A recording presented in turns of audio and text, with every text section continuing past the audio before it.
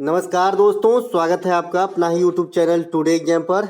दोस्तों, जैसा कि अभी एसएससी एमटीएस के जो एग्जाम चल रही थी वो बीच में अभी ब्रेक है और जिनका भी एग्जाम बाकी है उन लोगों के ही फरमाइश पे एमटीएस की प्रैक्टिस सेट की वीडियो रोजाना चलाई जा रही है। इसके तहत ये अगला वीडियो आप लोगों के लिए। दोस्तों, इस वीडियो के अंतर्गत जो ट्रेंडिंग क्वेश्चन के पैटर्न होते हैं उसी को फॉलो करते हुए मैं संभावित प्रश्नों को लेकर के आता हूं और आने वाले शिफ्ट में आपको देखने को मिल जाती है। अब तक तो मिल गई है, आगे भी मिलेंगे ऐसा आशा करता हूं। तो चलिए दोस्तों, शुरू कर लेते हैं आज का ये वीडियो। तो जिनको भी एमटीएस का एग्जाम अभी देना है या बाकी है ना, तो सभी जो है एक्स्ट्रा फैक्ट के साथ अच्छे से सुने, फुर्सत के क्षण में सुने, है ना। चलिए शुरू करते हैं आज का ये वीडियो। सीजीएल की जो प्रैक्टिस सेट है वो आपको शाम को मिल जाता है और आज आपको हिस्ट्री का पार्ट 1 मिलेगा और पार्ट 2 जो है मैं हिस्ट्री का कल प्रोवाइड कराऊंगा, क्योंकि अगर एक ही दोनों में मिला दिया तो कम से कम 2.5 घंटे की हो जाएगी, है ना। तो एक घंटे की 2 पार्ट प्रोवाइड करा दूंगा और हिस्ट्री सारी कवर हो जाएगी, गारंटी है ना। तो इसमें जो पहला प्रश्न हमारा, नूपा लोक नृत्य किस राज्य से संबंधित है?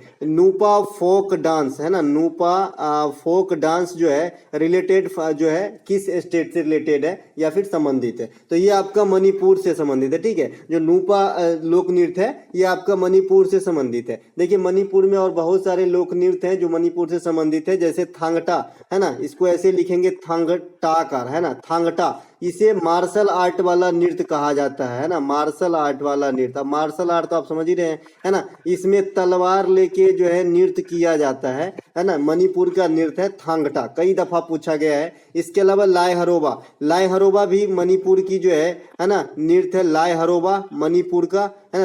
एक्चुअली त्योहार टाइप का है ये लाय हरोबा, और ये मणिपुर के साथ साथ त्रिपुरा में भी हो सकती है, तो कोई बड़ी बात नहीं है, लेकिन ये बेसिकली है मणिपुर का। वैसे ही समझिए जैसे छठ पूजा बिहार का है लेकिन उत्तर प्रदेश के कुछ पार्ट में हो जाते हैं, वैसे ही आपका लाय हरोबा के साथ त्रिपुरा उत्तर प्रदेश का रोल अदा कर रहा है और मणिपुर बिहार का, ठीक है। इसके अलावा पुंगचोलम, पुंगचोलम, पुंगचोलम ये जो है आपका मणिपुर का है, ठीक है। खाम्बा ये भी मणिपुर का है और अपने आप में मणिपुरी शास्त्रीय नृत्य जो है ये तो है ही क्लासिकल डांस, है ना। तो नाम से ये स्पष्ट है कि ये मणिपुर का होगा। इसके अलावा जो मॉडर्न फेस्टिवल कचई लेमन फेस्टिवल ये भी आपका मणिपुर में होता है, तो ये बात भी आपको ध्यान रखना है, ठीक है। इसके अलावा नोंगरेम, लाहो, बांग्ला ये तीनों के तीनों जो महोत्सव या त्योहार या लोक नृत्य का फॉर्म है ये आपका कहाँ से है? मेघालय से है, मेघालय से। देखिए, मेघालय में नोंगरेम, लाहो और बांग्ला महोत्सव मनाए जाते हैं। मेघालय में ही आपको गारो, खासी और जयंतिया ये तीनों जो है पहाड़ी स्थित है मेघालय में। साथ ही साथ ये तीनों जनजाति भी होते हैं मेघालय के अंदर, तो ये बात भी ध्यान रखेंगे। मेघालय में ही सबसे अधिक वर्षा मासिनराम में होती है। इसके अलावा चार चपारकूट, है ना, चार चपरकुट इस प्रकार का नाम है, तो ये मिजोरम से संबंधित है ना। इसके अलावा युद्ध का नृत्य या मुखौटा नृत्य ये दोनों ही अरुणाचल प्रदेश का नृत्य है, दोनों एक ही नाम है। इसे ही या तो मुखौटा नृत्य कहा जाता है या फिर युद्ध नृत्य कहा जाता है ना। युद्ध नृत्य कहा जाता है। ये कहाँ से भाई? अरुणाचल प्रदेश से। अरुणाचल प्रदेश में हमने क्या बता रखा है? मोपीन त्योहार बता रखा है, सालुंग त्योहार बता रखा है, लोसार त्योहार बता रखा है। लोसार 3 जगह बताया है, अरुणाचल प्रदेश, हिमाचल प्रदेश और लद्दाख, है ना। कंफ्यूजन तो मांगता ही नहीं है ना भैया। तो ये तीनों चारों चीज जो है ये भी अरुणाचल प्रदेश से ही संबंधित है। अरुणाचल प्रदेश को पहले क्या कहा जाता था मैं ये भी बता रखा हूँ, नेफा, नॉर्थ ईस्ट फ्रंटियर एरिया, है ना। तो इसे भी ध्यान रखेंगे, है ना। चलते हैं आगे। अच्छा, अरुणाचल प्रदेश के बारे में हमने बता रखा है कि इंडिया में सबसे पहले सूर्योदय जो है ये अरुणाचल प्रदेश में ही होता है ना, क्योंकि ये सबसे पूर्वी छोर है। और अरुणाचल प्रदेश में तो खुद पूर्वी स्टेट है, उसमें भी सबसे पूर्वी जगह का नाम क्या है? किबुथु, है ना, किबुथु। ये जो है ये सबसे पूर्वी जगह का नाम है इंडिया के अंदर, तो सबसे पहले सूर्योदय यहीं होगा, है ना। चलते हैं आगे। जितना पश्चिम में इंडिया का जो स्टेट रहेगा सूर्योदय उतना लेट होता है और उतने लेट से सूर्यास्त भी होता है ना। दोनों बात समझ में आया? अगर अरुणाचल प्रदेश में पहले सूर्य निकलता है तो इसका मतलब सूर्यास्त भी पहले हो जाता होगा, है ना। समझ रहे हैं? और आपसे एक क्वेश्चन भी पूछा जाता है कि भारत के सुदूर पूर्व और पश्चिम में जो मतलब डिफरेंस है कितने का है, तो लगभग 2 घंटे का हो जाता है ना। चलते हैं आगे। इसके अलावा जो अगला प्रश्न है, हाल में ही भारत के 81वें ग्रैंड मास्टर कौन बने हैं? तो जो 81वें ग्रैंड मास्टर बने हैं आपका भारत का, ये कौन है? सायंतन दास। कौन है? सायंतन दास, जो आपका कहाँ के रहने वाले हैं? पश्चिम बंगाल के रहने वाले हैं। ठीक है, हाँ, तो भारत के 81वें ग्रैंड मास्टर कौन बने हैं भैया? तो ये सायंतन दास बने हैं। कहाँ के रहने वाले हैं? पश्चिम बंगाल के रहने वाले हैं। देखिए, ये इन्होंने जो हाल में जो मतलब जीते हैं, ये कांस ओपन चैंपियनशिप 2023 जो है चेस की प्रतियोगिता होती है, इसके जो है विनर बने हैं कौन? सायंतन दास। इसी के साथ ये जो है भारत के 81वें नंबर के जो है ग्रैंड मास्टर बन गए हैं। देखिए, मैं आपको एक बात और बता दूं कि भारत के जो प्रथम ग्रैंड मास्टर थे ये विश्वनाथ आनंद साहब हैं, और जिस प्रकार से आपने इस एग्जाम एमटीएस के अंदर मिल्खा सिंह के किताब को जो है बार बार एग्जामिनर पीछा कर रहा है, उसी प्रकार से चेस से क्वेश्चन आना स्टार्ट हो गया है। तो आई थिंक इसका भी किताब आपको देखने को मिल जाएगा। तो इनके जो बायोग्राफी हैं, इनका नाम है माइंड मास्टर। ठीक है, तो माइंड मास्टर किसके किताब हैं? आपके विश्वनाथ आनंद साहब को। विश्वनाथ आनंद साहब को ही सबसे पहले राजीव गांधी खेल रत्न पुरस्कार, या इसका नाम बदल के अब मेजर ध्यानचंद पुरस्कार हो गया है, सबसे पहले विश्वनाथ आनंद को ही दिया गया है। ठीक है, मेजर ध्यानचंद पुरस्कार की शुरुआत अगर आपसे कहे तो 1991 में होती है राजीव गांधी खेल रत्न पुरस्कार के नाम से, और 1992 में जो है सबसे पहले विश्वनाथ आनंद साहब को दिया जाता है। जो लेटेस्ट वाला 2022 के लिए वितरित किए गए हैं, तो ये शरद कमल को दिया गया है जो टेबल टेनिस खेलते हैं। 2021 में बात करें मेजर ध्यानचंद पुरस्कार, तो 12 खिलाड़ी को दिया गया था, जिसमें सुनील छेत्री और मिताली राज आउटसाइडर थे, बाद बाकी ओलंपियन या फिर पैरा ओलंपियन के खिलाड़ी थे। इसके अलावा जो मेजर ध्यानचंद हैं, ये आपका हॉकी के जादूगर के नाम से मशहूर है। इन्हीं के जन्मदिन पे 29 अगस्त को राष्ट्रीय खेल दिवस सेलिब्रेट किया जाता है। विश्व में खेल दिवस जो है 6 अप्रैल को सेलिब्रेट किया जाता है। तो ये सभी बातों को ध्यान आपको रख लेना है ना। इसके अलावा हम विश्वनाथ आनंद के किताब तक हम पहुंच गए थे, है ना, और ये मेजर ध्यानचंद की बात पूरी हो गई पुरस्कार वाली। इसके अलावा भारत में जो 80वें ग्रैंड मास्टर थे, ये विघ्नेश एनआर थे, है ना, विघ्नेश एनआर। ठीक है, इसके अलावा जो अभी पद्म पुरस्कार का वितरण किया गया है इस गणतंत्र दिवस के समारोह पे, तो इसमें जो है शतरंज के अंदर 2 प्लेयर को जो है पद्म श्री अवार्ड से सम्मानित किया गया है। एक तो आपका प्रागनंदा है ना, जो कार्लस मैग्नस को हराया था, याद आया, है ना, और एक आपका भक्ति कुलकर्णी है। तो इन दोनों को जो है पद्म अवार्ड दिया, सॉरी माफ कीजिएगा, पद्म नहीं, अर्जुन अवार्ड दिया गया है। ठीक है, अर्जुन अवार्ड दिया गया है भैया, है ना, पद्म नहीं भैया, अर्जुन पुरस्कार, है ना, अर्जुन पुरस्कार खेल के क्षेत्र में। और लेटेस्ट वाला जो है 25 खिलाड़ी को दिया गया है, तो इसमें से इन दोनों को भी रखा गया है। तो ये बात ध्यान रखेंगे, है ना। और मेजर ध्यानचंद सिंगल पर्सन को यानी टेबल टेनिस स्टार शरद कमल को दिया गया है ना। मिसप्रिंट हो गया है, अच्छा हुआ क्लिक हो गया है ना, तो गलती हो जाती। अगला है, शतरंज बोर्ड पे कुल कितने घर होते हैं भैया? तो 64 घर होते हैं, जिसमें 32 लाल और 32 सफेद होते हैं। ये क्वेश्चन आपसे पूछा जा चुका है कि शतरंज के बोर्ड पे कितने काले घर होते हैं, है ना। गुरु केलुचरण महापात्रा को पद्म भूषण से कब सम्मानित किया गया था, है ना। सबसे पहले गुरु केलुचरण महापात्रा किससे रिलेटेड है? तो ये आपका ओडिसी क्लासिकल डांस से रिलेटेड है। तो इसे जो है पद्म भूषण की जो अवार्ड है, कब जो है इन्हें सम्मानित किया गया था, कब दिया गया था? तो 1988 में जो है इन्हें पद्म भूषण से सम्मानित किए गए थे।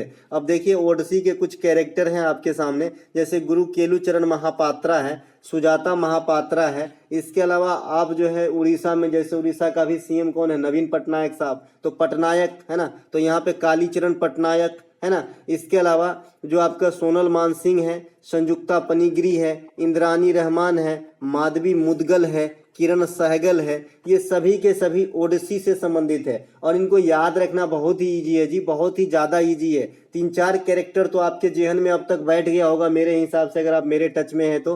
गुरु केलुचरण महापात्रा, सुजाता महापात्रा, संयुक्ता पनिगिरी और सोनल मानसिंह, इतने में तो कोई दिक्कत नहीं होने वाली, ये तो जेब में ही होंगे। इसके अलावा जो 4-5 नाम है आपके सामने, इंद्रानी रहमान भी कई बार चर्च करके हमने बताया है। और ये जो पटनायक सरनेम होता है उड़ीसा में होता है जनरली, तो उड़ीसा में ऐसे ही आप इसको याद रख लेंगे, है ना। इसके अलावा माधवी मुदगल, किरण सहगल, दोनों के लास्ट में ल, है ना, तो दोनों उड़ीसी से संबंधित है ना। इसके अलावा मैंने मणिपुरी का ट्रिक बता दिया है ना, कुचिपुड़ी का ट्रिक बता दिया है ना, कथक का ट्रिक बता दिया है। अब डिपेंड करता है कि आप कितने अमल करते हैं इस बात पे, ठीक है। इसके अलावा कल्याणी अम्मा, रागिनी देवी, ये सब मोहिनी अट्टम के जो है कलाकारों में से हैं। मोहिनी अट्टम में नारायण की पूजा होती है, भगवान विष्णु की पूजा होती है, केरल की शास्त्रीय नृत्य है। सितारा देवी, चारू माथुर, झावेरी बहन, ये सभी के सभी जो है आपका, अच्छा सितारा देवी, चारू माथुर है ना, और आपका जो है ये कौन है, झावेरी बहन। तो झावेरी बहन तो आपका हो जाएगा मणिपुरी से, ठीक है। चारू माथुर जो हो जाएगा आपका, ये भी मणिपुरी से हो जाएगा, लेकिन सितारा देवी का इस स्लैब में नाम गलत लिखा गया है। सितारा देवी दोस्तों कथक से संबंधित है, ठीक है। सितारा देवी जो है ये आपके कथक नृत्य से संबंधित है। तो यहाँ पे इस स्लैब से इसका नाम काट के हमने यहाँ लिखना है सितारा देवी, और ये किससे संबंधित है, तो कथक से संबंधित है, ठीक है। ये पीडीएफ मैं आपको सही करके दूंगा, इस स्लैब से हटा दूंगा इनको। मैंने ऐसे ही लिखा गया यहाँ पे, एक जैसे लेडीज की नाम है ना तो साथ में ही लिख गया, लेकिन ये अलग है। सितारा देवी जो है आपका कथक से है, चारू माथुर झावेरी बहन, और जो भी सिंह सरनेम होते हैं जनरली वो मणिपुरी से संबंधित होते हैं। देखिए सचिन तेंदुलकर से हाल फिलहाल में काफी सारे अवार्ड को लेके क्वेश्चन आ रहे हैं कि इनको भारत रत्न कब मिला, है ना। तो हो सकता है कि आने वाले समय में इनके बारे में ये पूछे कि इनको पद्म विभूषण कब मिला। तो भैया सचिन तेंदुलकर को पद्म विभूषण 2008 ईस्वी में दिया गया था, ठीक है, और भारत रत्न 2014 में दिया गया था। और ये प्रथम जो है क्रिकेटर हैं जिन्हें भारत रत्न मिला है। तो ये बात भी आपको ध्यान रखना है। सचिन तेंदुलकर की जो पुस्तक है इसका नाम है प्लेइंग इट माय वे, है ना, तो ये बात भी आपको ध्यान रखना है। अगला जो हमारा प्रश्न है दोस्तों कि थियोसोफिकल सोसाइटी की मुख्यालय भारत में कहाँ स्थापित किए गए थे। सबसे पहले थियोसोफिकल सोसाइटी के जो मेन संस्थापक हैं ये कौन है, तो 1875 ईस्वी में मैडम ब्लावत्स्की और कर्नल अलकाट, ये कहाँ पे किए थे, तो न्यूयॉर्क में किए थे। न्यूयॉर्क कहाँ भैया, अमेरिका के अंदर। संयुक्त राष्ट्र संघ यानी यूएनओ का मुख्यालय कहाँ पे है, न्यूयॉर्क में है ना। तो ये बात भी ध्यान रखेंगे। तो ये 1875 में मैडम ब्लावत्स्की और कर्नल अलकाट के द्वारा जो है थियोसोफिकल सोसाइटी की स्थापना करा गया, लेकिन देश के बाहर। तो देश में जो है ये अड्यार जो है, अड्यार में मुख्यालय बनाया गया। अड्यार जो है तत्कालीन मद्रास वर्तमान चेन्नई में है ना। तो यहीं पे थियोसोफिकल सोसाइटी का मुख्यालय जो है खोला गया था। और भारत में थियोसोफिकल सोसाइटी से कौन जुड़ी रही, तो ये आपका एनी बेसेंट है। एनी बेसेंट थियोसोफिकल सोसाइटी से जुड़ी रही, होम रूल लीग से जुड़ी रही। इनके काफी योगदान है हमारे फ्रीडम मूवमेंट में, है ना। ये आयरिश लेडी हैं, आयरलैंड के रहने वाली थी, ये बात भी आपको ध्यान रखना है। दो लेडीज जो विदेशी हैं लेकिन हमारे फ्रीडम मूवमेंट में काफी सक्रिय रहे, एक तो एनी बेसेंट है और एक आपका मदर टेरेसा है ना। इसके अलावा अलीगढ़ आंदोलन के प्रणेता कौन थे भैया, सर सैयद अहमद खां। कई दफा पूछा गया है। अलीगढ़ में जो मुस्लिम विश्वविद्यालय है इसके भी संस्थापकों में सर सैयद अहमद खां का नाम आता है। और मैंने जामिया मिलिया के बारे में भी आपको बता दिया है कि उनके संस्थापकों में कौन कौन रहा था, क्योंकि ये भी क्वेश्चन आपसे पूछा गया है, ठीक है। इसके अलावा होम रूल लीग में जो है बाल गंगाधर तिलक और एनी बेसेंट जो है ज्वाइंट रूप से सक्रिय रहे। 1916 की बात है ये, है ना। इसके अलावा खिलाफत आंदोलन जो है अली बंधु जो है इसमें रोल निभाए थे खिलाफत आंदोलन में, है ना। इसके अलावा स्वराज पार्टी के गठन में कौन कौन भाग लिए थे, तो भाई मोतीलाल नेहरू और चित्तरंजन दास कब होती है भाई, 1923 में होती है। किसके बाद होती है, चौरा चौरी हत्याकांड के बाद होती है। चौरा चौरी हत्याकांड कब होती है, 1922 में होती है। ये हत्याकांड क्या इंपैक्ट डालता है, तो 1920 में चलाया गया असहयोग आंदोलन को क्लोज कर देता है। आपसे पूछा गया था ना क्वेश्चन कि मोतीलाल नेहरू और चित्तरंजन दास ने अपनी वकालत, अपनी जो ये है क्या बोलते हैं इसके, वहाँ वकालत तो उसको जो है कब ब्रेक कर दिया था, कब छोड़ दिया था, तो असहयोग आंदोलन में अपनी पूरी योगदान देने के लिए इन लोगों ने अपनी जो है वकालत छोड़ दिया था, ठीक है। ये बात भी ध्यान रखना है। संथाल विद्रोह के नेता सिद्धू और कानू थे। आपसे मैं बता रखा हूँ भाई, संथाल विद्रोह के समय जो गवर्नर थे वो कौन थे, तो कैनिंग थे, लॉर्ड कैनिंग, है ना। बाद में यही वायसराय बना पहले 1857 के बाद में, तो कैनिंग को जरूर याद रखें। ये आपका सिद्धू और कानू के समय जो 1855 में संथाल विद्रोह होती है छोटा नागपुर के पठारी के आसपास में, जो झारखंड उड़ीसा वगैरह के क्षेत्र कवर करेगा, तो इसका नायक कौन थे, सिद्धू और कानू, है ना। इसके अलावा कूका आंदोलन कई बार पूछा जाता है, ये कहां पर हुआ था, तो पंजाब में। इसमें कौन थे भाई, राम सिंह और बालक सिंह, है ना। राम सिंह और बालक सिंह ये दोनों नेता जो है इसमें सक्रिय रहते कूका आंदोलन में। एक आपसे पूछा जाता है यंग बंगाल आंदोलन, ये हेनरी विवियन डिराजियो, एक बच्चे ने कमेंट करा था कि जो भी इस प्रकार की आंदोलन जो भी इस प्रकार के हमारे फ्रीडम मूवमेंट में कुछ ना कुछ रोल अदा किया है उस प्रकार की संस्था बता दीजिए। तो मैं यहाँ पे शॉर्ट में यही चीज़ समझाने का काम करा हूँ। बाद बाकी जो इसमें बच गया हूँ मैं पहले समझा चुका हूँ। रामकृष्ण मिशन वगैरह सभी समाज, ब्रह्म समाज, प्रार्थना समाज, आर्य समाज, देव समाज, वेद समाज, आत्मीय सभा, है ना, ये जो भी हैं ये मैं पहले ही बता चुका हूँ। तो लगभग जो है आपका इस संस्था के बारे में क्लियर हो जाएगा, है ना। इसके अलावा अगला जो हमारा प्रश्न है, अल्पसंख्यक को अपनी मदद से शिक्षक संस्थानों की स्थापना और उसमें प्रशासन करने, है ना, का जो अधिकार है ये किस अनुच्छेद में दिया गया है। अगर इसी क्वेश्चन को सीधे साधारण भाषा में बोला जाए तो सीधे अल्पसंख्यक का हित किस आर्टिकल में है, तो आर्टिकल 30 यहाँ पे पार्टिकुलर आंसर होगा, क्योंकि यहाँ पे शिक्षक संस्थान को इंक्लूड किया है ना। इस क्वेश्चन को अलग भाषा से आपसे पूछा गया था कि जो शिक्षण और संस्कृति की रक्षा के लिए किस आर्टिकल का प्रयोग किया जाता है इंडिया में, तो अल्पसंख्यक को जो है इसके तहत विशेष छूट मिला है ना। जो है अपना शिक्षा और संस्कृति को जीवित रखने के लिए जो है इनको छूट दिया गया है 29 और 30 आर्टिकल से, तो है ना। तो ये दोनों जो है आपके अल्पसंख्यक हिस्से हैं, माइनॉरिटी से हैं। इसके अलावा ये 14 से 18 जो है ये राइट टू इक्वलिटी है, समानता का अधिकार से है। अब मैं मौलिक अधिकार वाला आर्टिकल अब इससे ज़्यादा नहीं लिखा हूँ, क्योंकि अब तक जो है आपको बताते बताते जो आपको अच्छे से याद हो गया होगा। आई होप, मैं ऐसा आशा करता हूँ दोस्तों। मैं इतने साधारण भाषा में बताता हूँ, मुझे लगता है आपको पढ़ते पढ़ते याद हो जाना चाहिए अगर आप एकाग्र होकर वीडियो देखते हैं तो, है ना। इसके अलावा अनुच्छेद 52 से लेकर 151, मैं थोड़ी हट के बात यहाँ पे करने जा रहा हूँ। 52 से 151 जो है इसमें संघ को रखा गया है।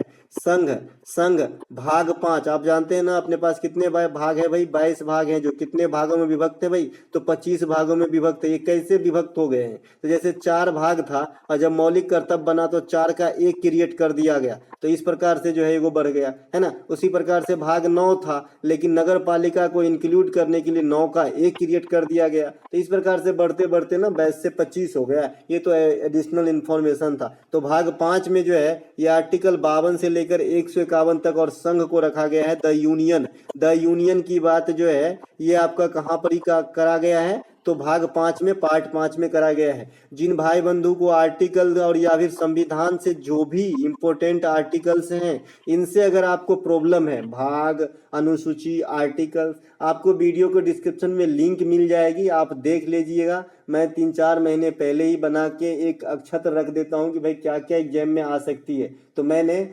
ग्रुप डी के समय ही कुछ ऐसे वीडियो क्रिएट कर दिए जो आज तक आपको काम आ रहे हैं, जैसे पंचवर्षीय योजना, है ना, पंचवर्षीय योजना, जनगणना, इसके अलावा ये आर्टिकल्स, है ना, ये जो भी लोक नृत्य वगैरह हैं, सभी वीडियो के लिंक जो है आपको डिस्क्रिप्शन में मिल जाएगी। तो आप अभी टाइम जिसके पास है वॉच करें, जिसके पास टाइम नहीं है एनालिसिस प्रैक्टिस से यही सब काफ़ी है ना।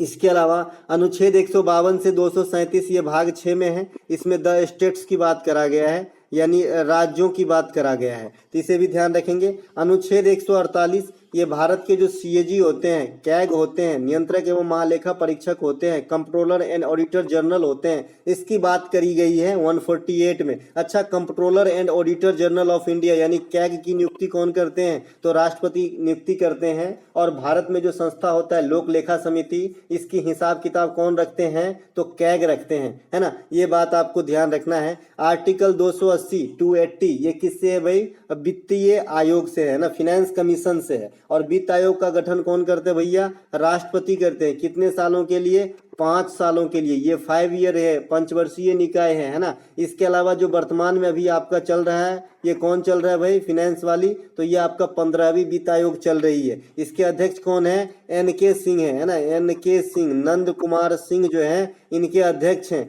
और पहला वित्त आयोग के अध्यक्ष कौन थे, केसी नियोगी। वित्त आयोग कैसी संस्था है भैया, संवैधानिक संस्था है ना। तो ये बात भी आपको ध्यान रखना है। ये वाला जो लाइन आप देख रहे हैं कि भाई ये कैसी संस्था है, इससे बहुत सारे क्वेश्चन बना है। और जब मैं भी कई सारे एग्जाम में जो है इसे अटेंड करा है, जैसे आपको दे देगा भाई कि योजना आयोग कैसी संस्था है, तो आपको बताना है सलाहकारी है, है ना, परामर्शदात्री है, असंवैधानिक है, लेकिन संवैधानिक नहीं है। संवैधानिक कहने का मतलब है जिसकी प्रोसीजर, जिसकी नियुक्ति, जिसकी स्थापना वगैरह की जिक्र संविधान के अंदर जो है आर्टिकल अलॉट होके किया गया हो, तो ऐसे चीज को हम संवैधानिक कहते हैं। अब जिसका जिक्र नहीं किया गया है उससे हम असंवैधानिक कहते हैं, गैर कॉन्स्टिट्यूशनल कहते हैं। ठीक है, तो ये जो है असंवैधानिक हो जाएगा आपका कैग वित्त आयोग, क्योंकि देख रहे हैं आप आर्टिकल 280 इसके लिए अलॉट है ना। लेकिन योजना आयोग के लिए तो कुछ भी अलॉट नहीं है भाई, नीति आयोग आ गया फिर भी कोई अलॉटमेंट नहीं है, तो इसीलिए योजना आयोग कहिए या अभी नीति आयोग चल रहा है। तो ये सब जो है सलाहकारी संस्था है, परामर्शदात्री संस्था है, संवैधानिक संस्था नहीं है। समझ गए संवैधानिक और असंवैधानिक किसे कहा जाता है। अगला प्रश्न है हमारा, पीएम डिवाइन योजना कब लाया गया था। देखिए जो पिछली बार का जो बजट पेश किया गया था, अभी जो बजट पेश किए गए हैं ये आपका वित्तीय ईयर 23-24 चल रहा है। ठीक है, अब ये वित्तीय ईयर 23-24 आप कैसे काउंट करते हैं, तो अभी हम 23 में जी रहे हैं। हाँ, और जो हमारा ये बजट पेश करा गया है ये हमारा 31 मार्च 2024 तक का बजट पेश किया गया है। अब अगली बजट जो आएगी 1 अप्रैल 2024 से 31 मार्च 2025 तक का आएगा। ठीक है, तो इसी बजट में यानी पिछली बजट में जो 2022-2023 वाला बजट रहा होगा, उस बजट में आपको पीएम डिवाइन योजना को जो है इंट्रोड्यूस करवाया गया। इसके तहत क्या होता है कि जो पूर्वोत्तर भारत में जो अमीरी गरीबी की खाई है, इसको कम करने के लिए, धीरे धीरे कम करने के लिए, इस गैप को मेंटेन करने के लिए वहां पे रोजगार सृजन के जो है अवसर प्राप्त हो, इसके लिए इस योजना को लॉन्च किया गया है। अब कितने होंगे ये तो सभी जानते हैं। ठीक है, इसके अलावा यह योजना development of north eastern region के द्वारा नॉर्थ ईस्ट काउंसिल के थ्रू लाया गया है। ये मंत्रालय हो गया और इसके किसके तहत जो है लागू करवाया गया है, तो नॉर्थ ईस्ट काउंसिल के तहत। देखिए योजना तो आते बहुत हैं, लेकिन जहां तक पहुंचना चाहिए वहां तक पहुंचते नहीं है, इसीलिए जो है इसका लाभ पूरा नहीं मिल पाता है।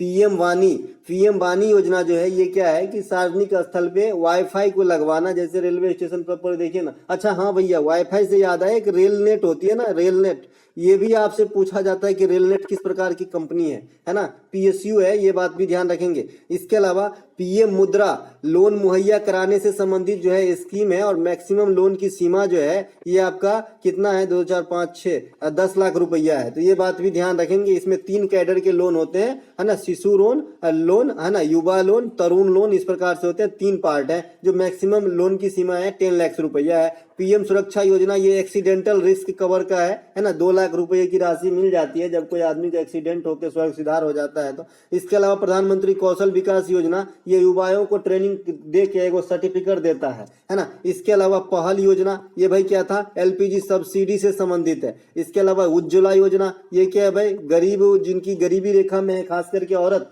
तो उनको बीपीएल कनेक्शन जो है फ्री में देने की बात करी गई। मिशन इंद्रधनुष क्या है, ये टीकाकरण से संबंधित है ना। इसके अलावा स्वच्छ भारत अभियान, इसकी शुरुआत कब होती है, 2014 में होती है, गांधी जी के जन्मदिन पे 2 अक्टूबर को, है ना। इसके अलावा डिजिटल इंडिया ये क्या है भाई, डिजिटल इंडिया के तहत कई सारे स्कीम लाए गए, लेकिन कब लाया गया डिजिटल इंडिया में, 2014 में लाया गया था। ठीक है, एक आप स्टार्टअप इंडिया भी है जो 2016 में आया था। स्टार्टअप डे 16 जनवरी को मनाया जाता है, जैसा कि आप जानते हैं ना। इसके अलावा वॉलीबॉल मैदान की लंबाई और चौड़ाई का अनुपात क्या है ना। 1 सेकेंड, वॉलीबॉल मैदान की लंबाई और चौड़ाई का अनुपात क्या है, तो वॉलीबॉल मैदान की लंबाई और चौड़ाई का अनुपात 2:1 हो जाएगा, क्योंकि वॉलीबॉल कोर्ट की जो लंबाई होती है 18 मीटर है और चौड़ाई जो है ये 9 मीटर होती है। ठीक है, ध्यान रखेंगे। इसके अलावा जो इसकी लंबाई और चौड़ाई होती है भाई 18 और 9 होता है, इसीलिए 2:1 हो जाते हैं। वॉलीबॉल की जो कोर्ट होते हैं उनकी आपका जो है लंबाई और चौड़ाई का अनुपात। इसमें कितने खिलाड़ी होते हैं, तो 6 खिलाड़ी होते हैं। एक नेट लगी होती है और हाथ से जो है बॉल को, फुटबॉल टाइप से जो बॉल होता है उसका, और इस घर से उस घर में मारना रहता है, नीचे गिराना रहता है शायद दूसरे घर में, है ना। इसके अलावा बास्केटबॉल में जो है आपका लंबाई जो रखी रहती है ये आपका 26 मीटर और चौड़ाई जो है 15 मीटर की होती है, और इसमें 5 खिलाड़ी होती है ना। इसके अलावा क्रिकेट पिच की लंबाई जो है ये 20.12 मीटर और चौड़ाई जो है 3.05 मीटर होता है। देखिए क्रिकेट में एक चीज और आपसे पूछा जाता है कि ये जो क्रिकेट में ये पूछा जाता है कि जो पंपिंग क्रीज होती है उसकी कितनी आपका जो है ये होता है, तो 4 फुट होता है पंपिंग क्रीज की जो है लंबाई, 4 फुट। तो ये बात भी ध्यान रखेंगे। अब तो फाइनल में पहुंच गए ना चेन्नई, है ना, कल ही पहुंच गया था आईपीएल में, है ना।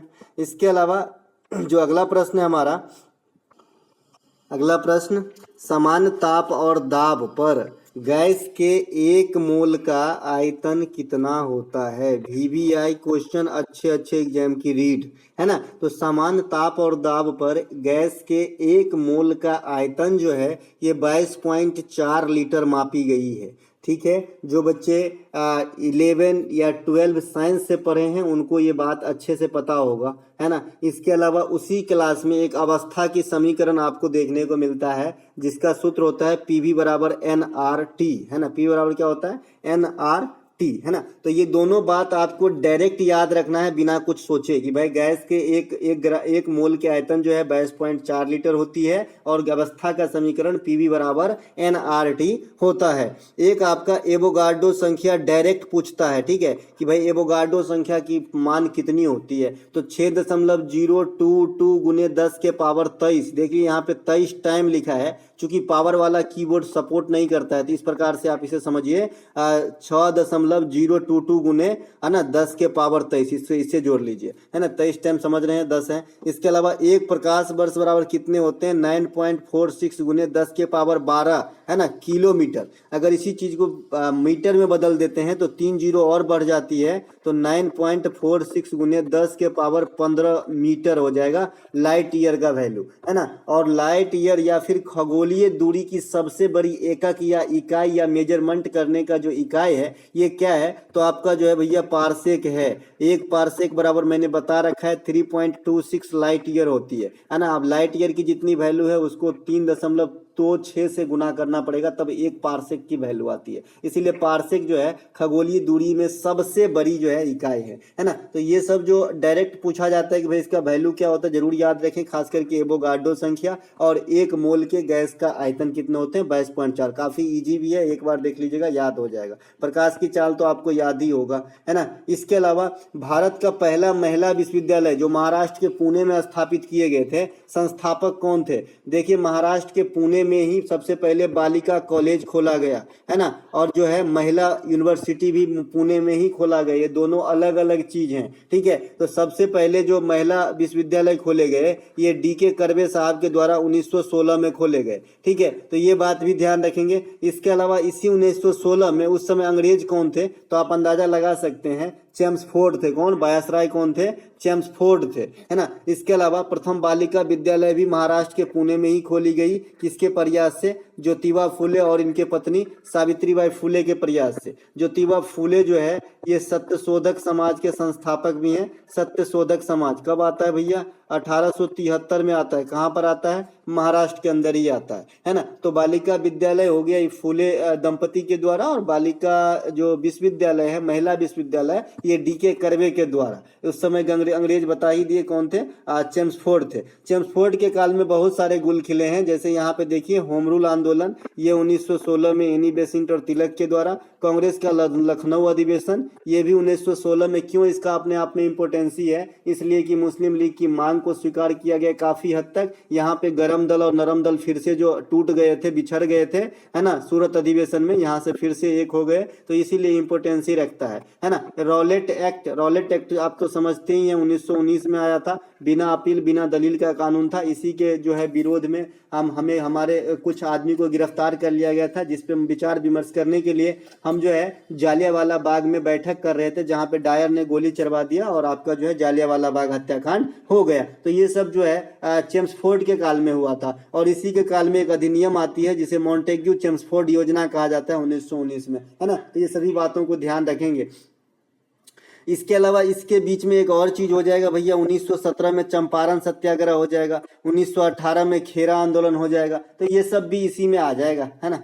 इसके अलावा मतलब चेम्सफोर्ड के काल में सीरी का किला किसने बनवाया था भाई? अलाउद्दीन खिलजी ने। अलाउद्दीन खिलजी 1000 खंबा महल, सीरी का किला, अलाई दरवाजा ये सभी बनवाए हैं। अलाउद्दीन खिलजी की शासन अवधि की बात करेंगे 1296 से 1316 ईस्वी तक होती है। इसके अलावा अलाउद्दीन खिलजी बाजार नियंत्रण प्रणाली लागू करवाए थे, स्थानीय सेना रखने वाले प्रथम शासक बने थे सल्तनत काल के, है ना। अपने आप को दूसरा सिकंदर यानी सिकंदर ए सानी कहा करता था। कौन? अलाउद्दीन खिलजी। इसके अलावा डॉक्टर शंकर दयाल शर्मा से पहले भारत के राष्ट्रपति कौन है? ये CGL स्टाइल के क्वेश्चन है ना। आपको पता रहेगा लेकिन आपको कंफ्यूज कर देगा कि फला राष्ट्रपति से पहले कौन थे, इसके बाद कौन राष्ट्रपति बने, है ना। प्रधानमंत्री अब अपने पास जितने भी है उनके लिस्ट में से बीच के 3-4 को उठा लेगा और क्रम से सजाने को बोलेगा। तो ये जो है CGL मतलब SSC के बड़े स्टाइल के क्वेश्चन है, आपको भी थोड़ा बहुत ध्यान रखना चाहिए। डॉक्टर शंकर दयाल शर्मा से पहले भारत के राष्ट्रपति R वेंकटरमन साहब थे, जो 87 से 92 तक, है ना, 25 जुलाई 1987 से, है ना, 24 जुलाई 1992 तक जो है अपने पद पे रहे थे 5 सालों के लिए एकदम, है ना। देश के प्रथम मुस्लिम राष्ट्रपति कौन बने थे?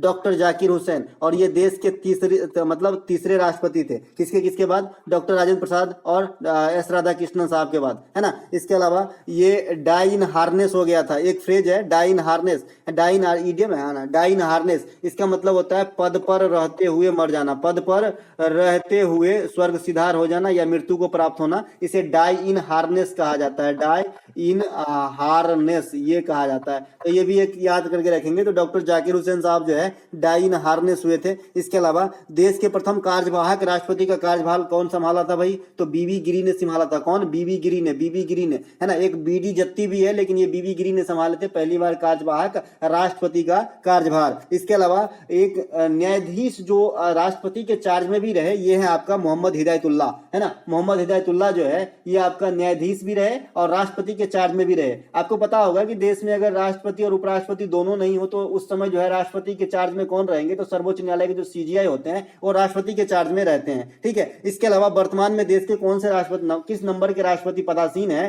तो ये 15वें नंबर के राष्ट्रपति द्रौपदी मुर्मू साहिबा जो है ये 15वें नंबर की राष्ट्रपति हैं और उपराष्ट्रपति जो है 14वें नंबर की चल रहे हैं, जगदीप धनखड़ साहब, है ना। दोनों बात ध्यान रखेंगे, है ना।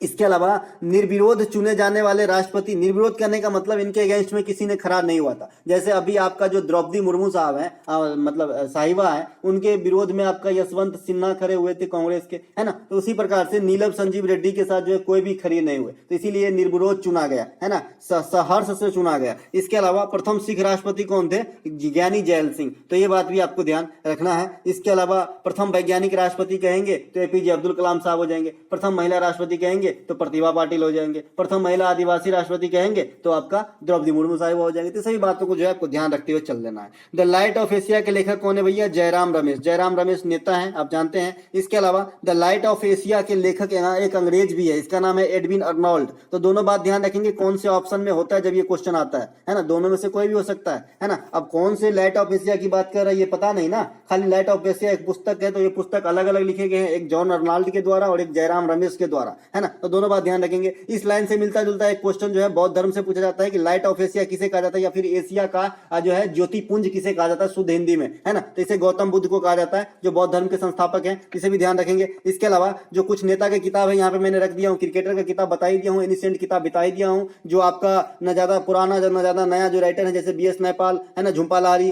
रामचंद्र गुहा, है ना, विक्रम सेठ, है ना, शशि थरूर, ये जो भी राइटर हैं इनके किताब आपको बता ही दिया हूँ, है ना। तो ये भी यहाँ पे देख ली थोड़ा नेता वगैरह से किताब, क्योंकि यहाँ से भी क्वेश्चन आ रहे थे। तो लाल सलाम के लेखक कौन है? श्रीमती स्मृति जुबिन ईरानी, है ना, कभी सास भी बहू थी, जानते ही होंगे। इसके अलावा एग्जाम वॉरियर्स के लेखक कौन है? नरेंद्र मोदी साहब, है ना। One life is not enough के लेखक कौन है? नटवर सिंह साहब, है ना। माई कंट्री माई लाइफ के लेखक कौन है? लाल कृष्ण आडवाणी साहब, है ना। तो ये सब जो है थोड़ा सा नेता लोगों का जो किताब है उसको आप ध्यान रखना है। इसके अलावा नाथुला जोजिला दर्रा किस हिमालय के दर्रे हैं? देखिए हिमालय के 4 पार्ट होते हैं, ये आप भी जानते हैं, ट्रांस हिमालय, है ना, बृहद हिमालय, है ना, लघु हिमालय, हाँ, और शिवालिक, है ना। तो इस प्रकार के जो है ये किस हिमालय के दर्रे हैं, जो महान हिमालय के दर्रे हैं? कौन कौन सा? नाथुला और जोजिला। अब बच्चे कंफ्यूज हो जाएंगे कि नाथुला तो सिक्किम में है, जोजिला इधर जम्मू कश्मीर के साइड में है, इतना दूर कैसे तय कर रहा है भाई? महान हिमालय, हाँ भाई तय करता है ना। तो ये महान हिमालय के जो है दर्रे हैं, ठीक है। आपके सामने जो भी दर्रा इस वीडियो के एक्स्ट्रा फैक्ट में, मतलब इस प्रश्न के एक्स्ट्रा फैक्ट में है, सभी आपके महान हिमालय के ही दर्रे हैं। जैसे बुर्जिल, जोजिला, है ना, ये कश्मीर में है, ये दोनों ही जो है महान हिमालय के दर्रे हैं। बोमिटला, बुमला, ये अरुणाचल प्रदेश में है, ये भी महान हिमालय के दर्रे हैं। नीत्यु, लिपोलेखा, ये उत्तराखंड में है, ये भी महान हिमालय के दर्रे हैं। नाथुला, जलैपला सिक्किम में है, ये भी महान हिमालय के दर्रे हैं। तो ये सभी के सभी जो है महान हिमालय के दर्रे हैं। साथ ही साथ मैंने हिमालय के पार्ट से आपको याद रखने को बोला है। शिवालिक सबसे जो है सौदर्न, सबसे दक्षिणी हिमालय का पार्ट है ना। और जो आंतरिक हिमालय पार्ट है इसे बृहद हिमालय पार्ट भी कहा जाता है ना। और जो सबसे आपका नदियों के आधार पे बाहर का हिमालय है इंडिया के अंदर, वो असम हिमालय है। ये बात भी ध्यान रखना है, मैंने बताया था नदियों के आधार पे भी हिमालय को 4 पार्ट में बांटा गया है। पंजाब हिमालय है ना, इसके बाद कुमायूं हिमालय, नेपाल हिमालय, असम हिमालय। इसमें मैंने नदियां का नाम रखने को भी याद बताया था भाई। पंजाब हिमालय जो है ये सिंधु से सतलज तक आएगा, है ना। उसके बाद कुमायूं हिमालय जो है ये सतलज से तीस्ता तक आएगा, इस माफ कीजिएगा, सतलज से काली तक आएगा। नेपाल हिमालय काली से जो है तीस्ता तक आएगा, और जो लास्ट में आपका असम हिमालय है ये तीस्ता से दिहांग तक आएगा। ये सभी बातें याद करा चुका हूं,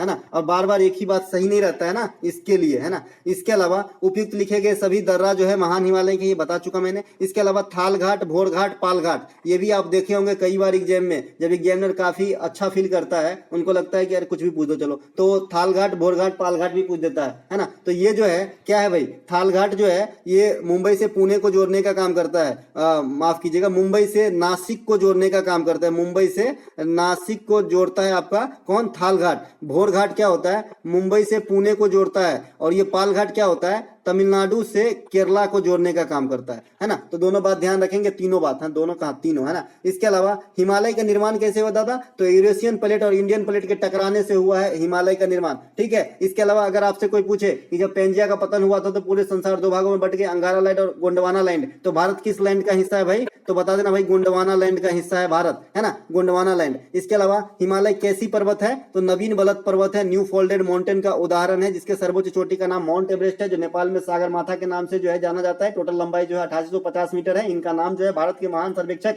सर जॉर्ज एवरेस्ट के नाम पे रखा गया है, ठीक है। लेकिन विश्व में सबसे लंबी पर्वत श्रेणी पूछा जाए तो एंडीज बताना है। क्या बताना है, एंडीज बताना है। ये कहां पे है, ये आपका कहां पे है, दक्षिणी अमेरिका में है। तो ये बात भी आपको ध्यान रखना है। इसके अलावा हमारा प्रश्न है, जनगणना 2011 के अनुसार देश में अनुसूचित जाति का प्रतिशत कितना है, अनुसूचित जनजाति है ना, एसटी की प्रतिशत कितना है अकॉर्डिंग टू 2011, तो 8.6%, 8.6% जो है एसटी की जनसंख्या है हमारे देश के अंदर। इसके अलावा 2011 की जनगणना के अनुसार देश में शहरी जनसंख्या 31.2% है, ग्रामीण वाला 100 में से इसको घटा देंगे। इसके अलावा 2011 में फर्टिलिटी रेट कितना थी, 2.2, 2001 में कितनी थी, 2.5 थी, है ना। इसके अलावा लिंगानुपात आपको लिटरेसी रेट और आपका जो है डेंसिटी, ये तीनों जरूर ध्यान रखना है। तो लिंगानुपात कितना भैया 943, है ना, डेंसिटी कितना है 382, और लिटरेसी रेट कितना है 74.04। इसके अलावा जो राज्य के मतलब है वो तो मैं बता ही चुका हूँ, कहाँ पे ज्यादा जनसंख्या है, कहाँ पे कम है, कहाँ की पॉपुलेशन में जनसंख्या घनत्व ज्यादा है, कहाँ की कम है, कहाँ पे अर्बन ज्यादा है, कहाँ पे रूरल ज्यादा है ना।